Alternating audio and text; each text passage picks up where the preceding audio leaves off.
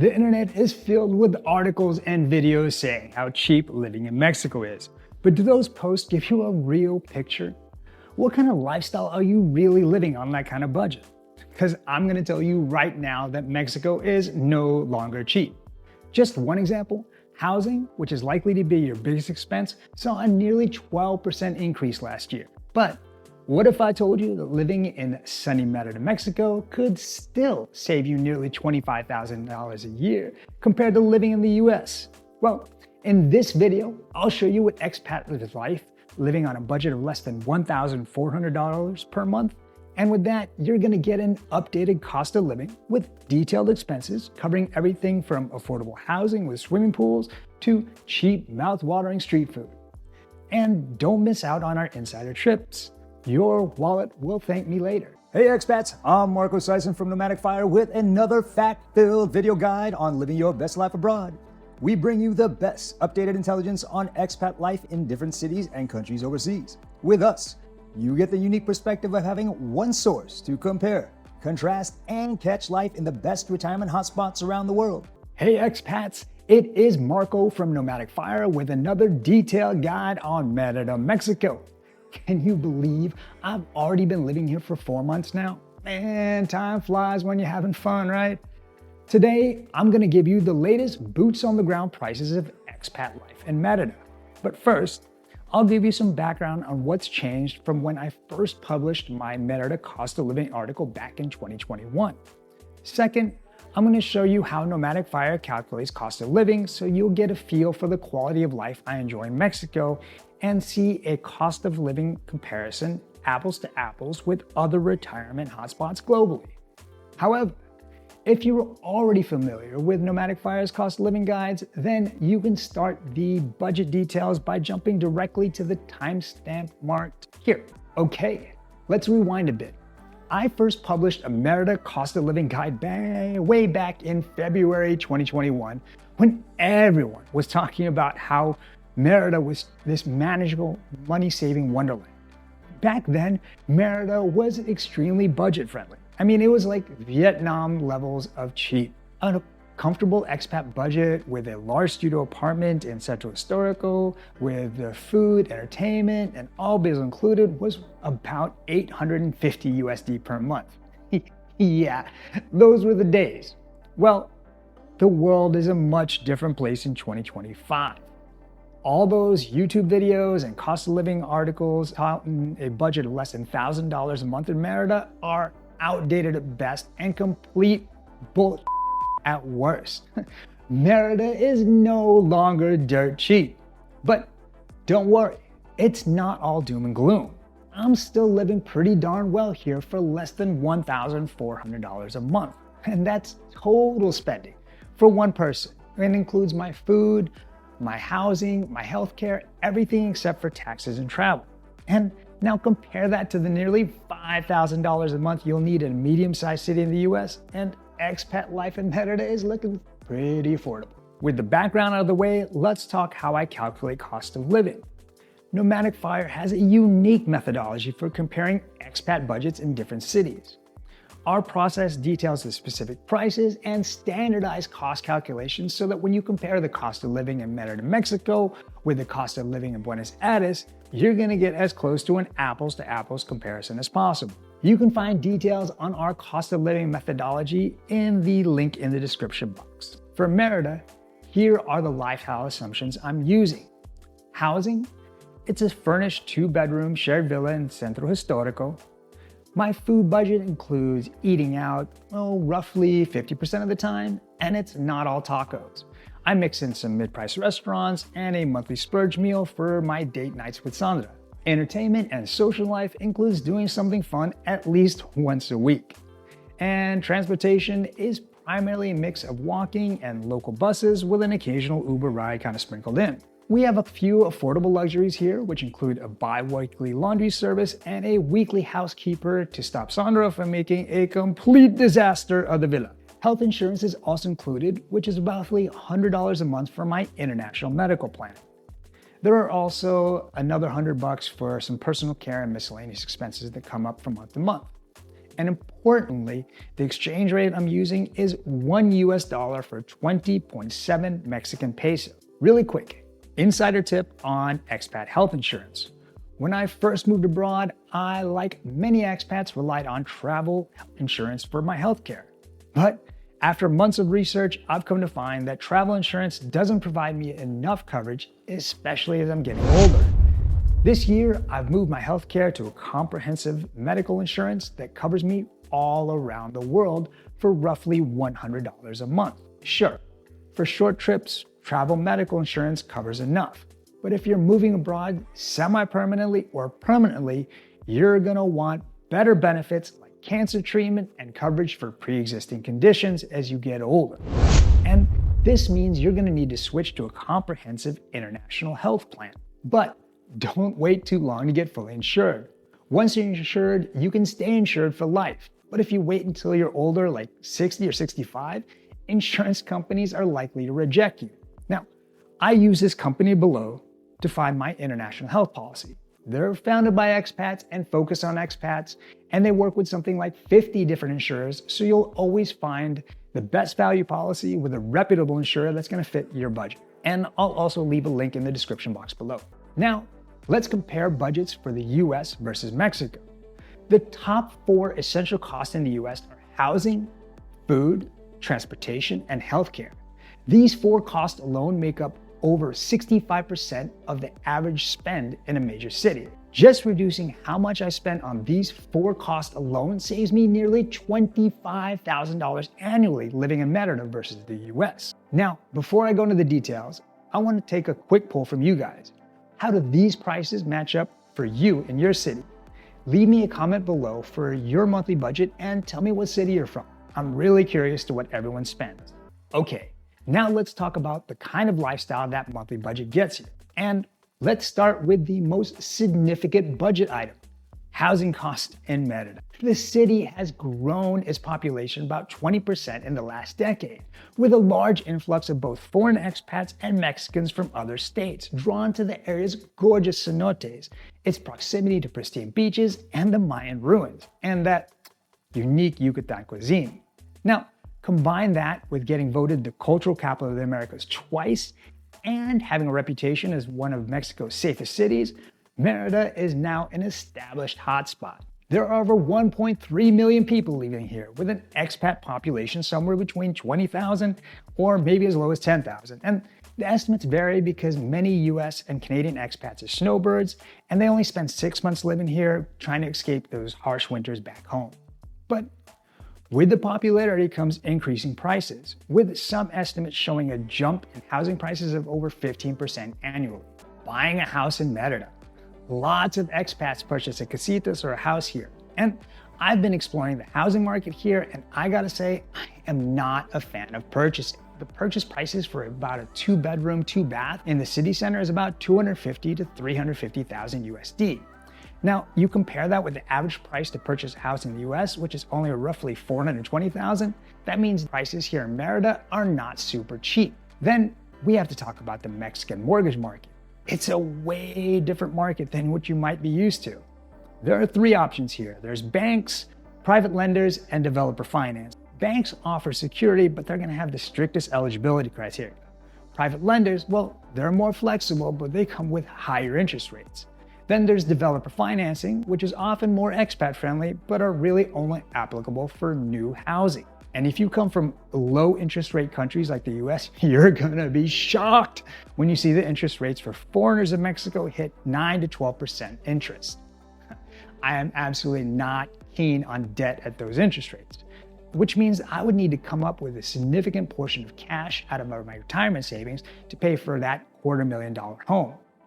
Yeah, renting is just better for me. I'm not crazy about tying up a chunk of my net worth unless this is gonna be my forever home. I'm finishing up a video on the 10 reasons expats should rent versus buy in Mexico, so make sure to hit that like and subscribe button so you'll be notified when the video is released. So let's talk about renting a house. For all the reasons I just stated, my monthly budget assumes that I'm renting. And you can find a cozy little studio in the city center for about $400 to $600 a month. I even found this cute studio in Centro the other day for about $400, which includes air conditioning. Trust me, you're gonna want that. Fast internet, a swimming pool, and a kitchen. It ain't too shabby, right? But a one bedroom will only set you back about $700 to $850. I lived in this great 2-room shared villa for under $700. And that's even when you include utilities, Wi-Fi, our weekly cleaning service, our pool cleaning. I had this big bedroom with a massive king-size bed, a dedicated office space, and a hammock. Because nothing says, I live in Mexico like having a hammock in your house. If you need more space, this 2-story, 2-bedroom house is an example of what you can get for roughly $1,400 in the north part of Centro. It had this huge kitchen, these tall glass doors that opened up to a garden and a pool. This place was ideal for having friends over for tacos and margaritas. And here's another insider tip. Make sure your place has a pool. I am not kidding. I've lived in some pretty warm places before, Egypt, Vietnam, Las Vegas, but Merida's heat is something else. We had a heat wave recently where it hit 110 Fahrenheit for about 2 months straight. So having a pool isn't nice, it's a freaking lifesaver. Okay, let's chat about electricity for a sec. It's almost never included in your rent because it can get pretty pricey, especially in the summer. Remember that heat wave I mentioned? Cooling off just one room for about 20 hours a day cost us an extra $100 a month. So keep that in mind when you're doing your budget. And here's another money saving tip. If you haven't already signed up for Wise, it used to be called TransferWise, do that today. Wise has the lowest interest rates I could find to send Mexican pesos to our landlords for rent. For example, Wise charged us roughly $10 to convert and transfer the equivalent of $1,055 in Mexican pesos. That's less than 1%. And if you use my link below, you'll even get your first transfer free. And here's another insider tip I like to give new expats. Control your expectations on housing. Because if you're planning on moving to Mexico, especially Merida, it's essential to shake off any expectations of what your life was like in the US. Because you're gonna find a ton of difference between living in Mexico versus living in the US. And that's totally okay.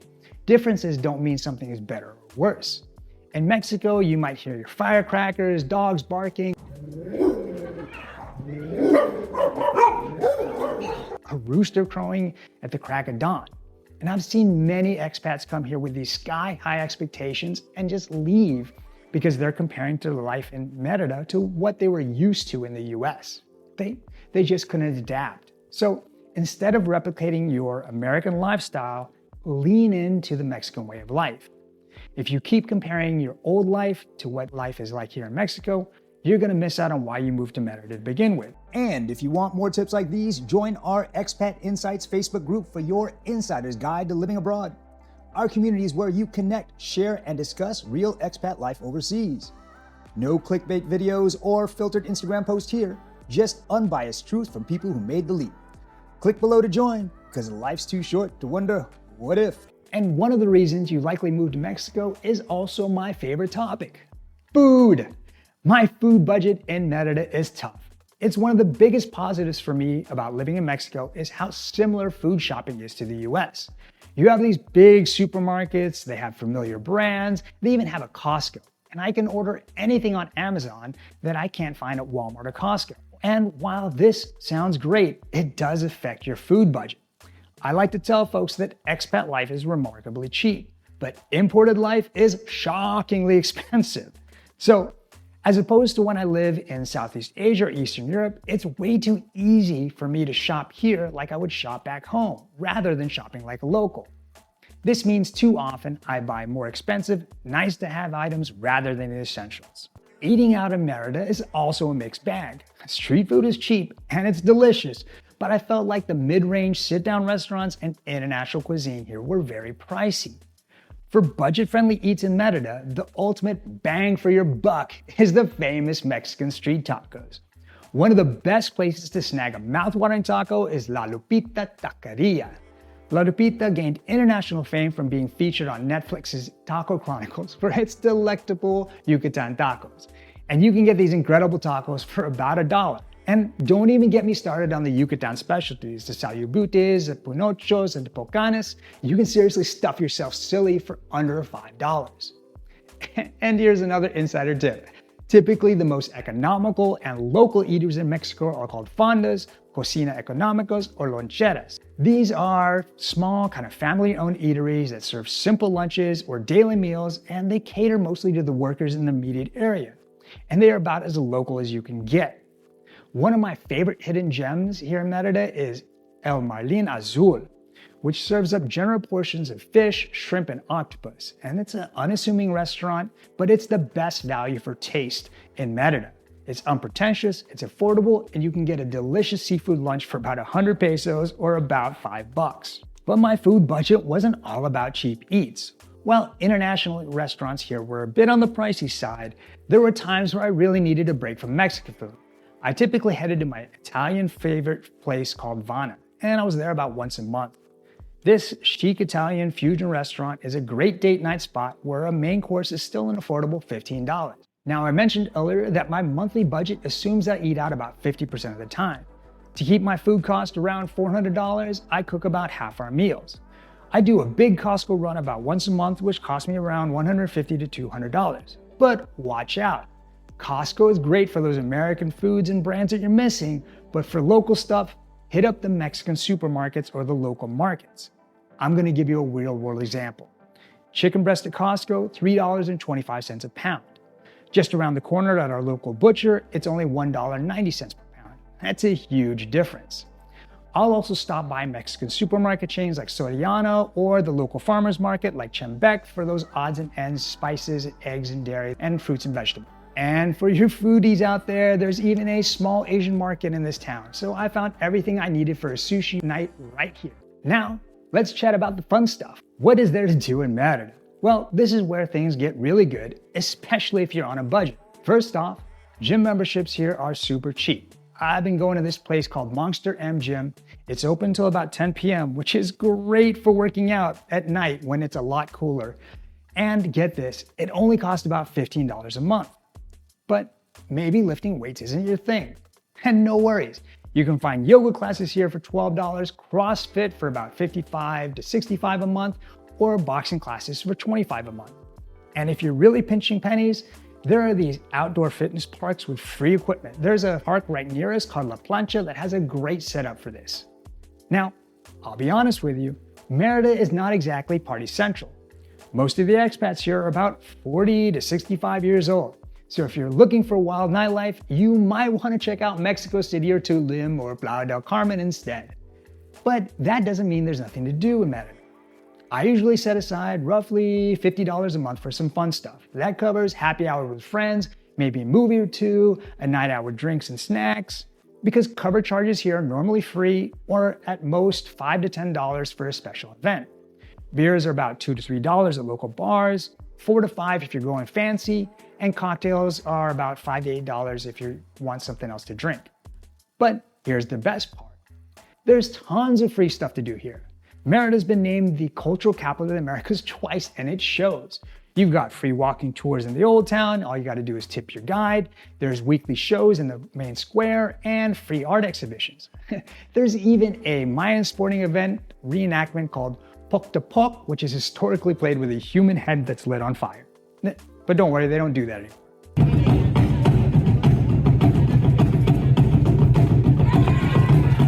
My favorite, Thursday expat meetups. The entrance is free, they have live music, dancing, karaoke. You just need to pay for any drinks or snacks you may eat. It's a great way to meet people and really feel like you're living in Mexico. Speaking of expat meetups, we had friends invite us to several expat events held at the Merida English Library, but we never had a chance to go. And this is our loss. Don't make the same mistake. The Merida English Library hosts luau's, chili cook-offs, drag bingo nights, and language exchanges. There's all kinds of fun events they're there, and many times they're even free. And here's another insider tip on more affordable or free activities in Merida. Merida is centrally located for many cheap day trips. Progreso is a destination about 60 minutes north of Merida, perfect for beach lovers. The coastal town has a beautiful sandy shore, really nice inviting waters. It's just perfect for a relaxing day by the sea.